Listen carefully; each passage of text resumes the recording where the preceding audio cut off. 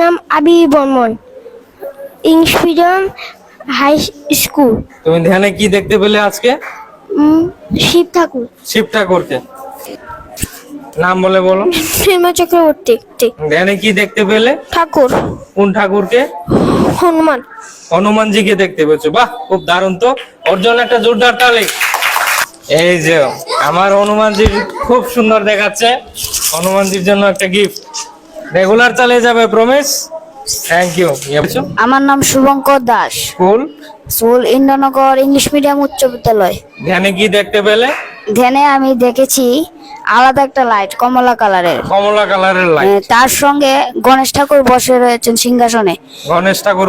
তারপরে গণেশ ঠাকুরকে আমি আলাদা একটা চোখ দেখেছিলাম। চোখ চোখ এটা আমার অনেক এমন আছে ঠাকুর আছে যাদের এক চোখ থাকে থার্ড আই।